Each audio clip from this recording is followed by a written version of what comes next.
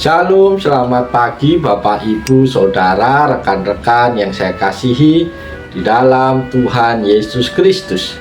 Dengan penuh sukacita di dalam Tuhan, kembali pada pagi hari ini saya menyapa, menjumpai Bapak, Ibu, Saudara semua melalui program Motivasi Pagi.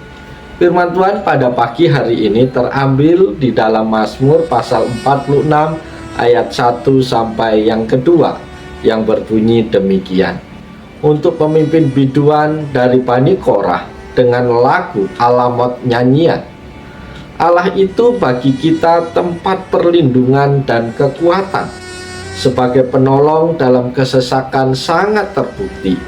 Sebab itu kita tidak akan takut, sekalipun bumi berubah, sekalipun gunung-gunung goncang di dalam laut. Amin. Bapak, Ibu, Saudara terkasih, firman Tuhan pada pagi hari ini berbicara mengenai iman yang teguh di tengah dunia yang goncang.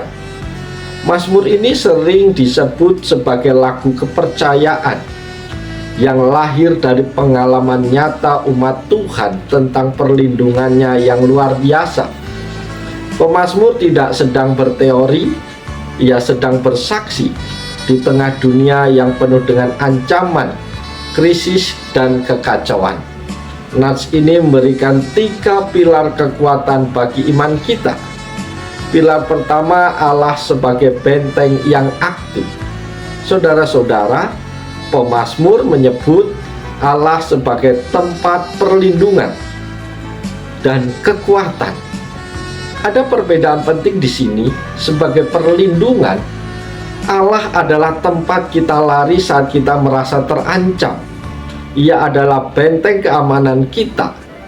Sebagai kekuatan, Allah memberikan kita energi dan daya tahan untuk bangkit dan menghadapi masalah tersebut. Tuhan tidak hanya menyembunyikan kita dari badai, Ia juga memampukan kita berdiri tegak di tengah badai. Pilar yang kedua, pertolongan yang memiliki rekam jejak. Frase sangat terbukti menunjukkan bahwa Tuhan memiliki sejarah kesetiaan yang panjang. Iman kita tidak didasarkan pada angan-angan kosong, melainkan pada bukti-bukti nyata dari masa lalu. Jika kita menoleh ke belakang, kita akan melihat betapa seringnya tangan Tuhan menopang kita di saat-saat paling kritis. Keyakinan bahwa Tuhan sudah pernah menolong adalah dasar untuk percaya bahwa Tuhan sedang dan akan menolong kita saat ini. Pilar yang ketiga, iman sekalipun. Saudara-saudara, puncak dari iman adalah ketika kita bisa berkata tidak takut, bahkan ketika skenario terburuk terjadi. Pemazmur menggunakan gambaran yang sangat ekstrim. Bumi berubah, gempa bumi hebat, dan gunung-gunung goncang di dalam laut, bencana kosmis. Secara kiasan, ini mewakili situasi di mana pondasi hidup kita seperti karir, kesehatan, atau hubungan terasa runtuh. Mengapa kita tidak takut? Bukan karena kita kuat, tetapi karena Allah yang kita miliki jauh lebih besar dan lebih stabil daripada gunung manapun di bumi. Saudara-saudara, apa relevansi bagian firman Tuhan ini dengan kehidupan kita sekarang? Relevansi yang pertama, menemukan stabilitas di tengah dunia yang berubah. Kita hidup di zaman yang penuh perubahan radikal, disrupsi teknologi, ketidakpastian ekonomi, dan perubahan nilai-nilai sosial. Banyak orang merasa kehilangan pegangan. Nats ini mengingatkan kita bahwa ada satu hal yang tidak pernah berubah, yaitu Allah. Relevansinya adalah kita dipanggil untuk mengalihkan rasa aman kita dari hal-hal materi yang bisa goncang ke dalam pribadi Tuhan yang kekal.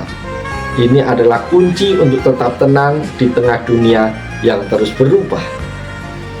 Poin yang kedua, jawaban atas ketakutan global dan personal.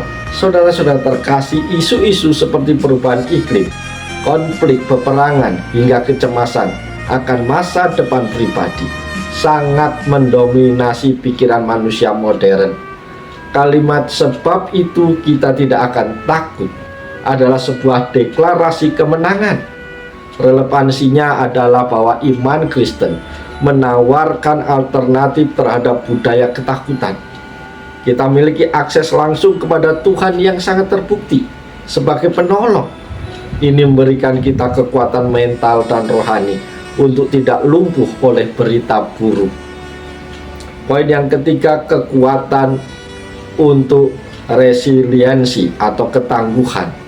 Saat ini banyak orang berbicara tentang ketangguhan batin untuk bangkit dari kegagalan. Mazmur 46 memberikan fondasi teologis bagi ketangguhan tersebut. Kita tangguh bukan karena kita hebat, tetapi karena Tuhan adalah kekuatan kita. Karena itu kita harus melangkah maju meskipun sedang mengalami kekalahan atau kesesakan. Karena kita tahu kita tidak berjuang dengan modal tenaga kita sendiri, melainkan dengan kekuatan kuasa Allah. Biarlah firman Tuhan pagi hari ini menolong, memberkati, memotivasi kita untuk terus melangkah bersama Tuhan. Meskipun situasi dunia senantiasa berubah, tapi kasih Allah tidak pernah berubah dalam kehidupan kita. Sebab itu, selamat pagi, selamat berjuang. Tuhan Yesus menolong, Tuhan Yesus memberkati kita semua. Shalom, haleluya, amin.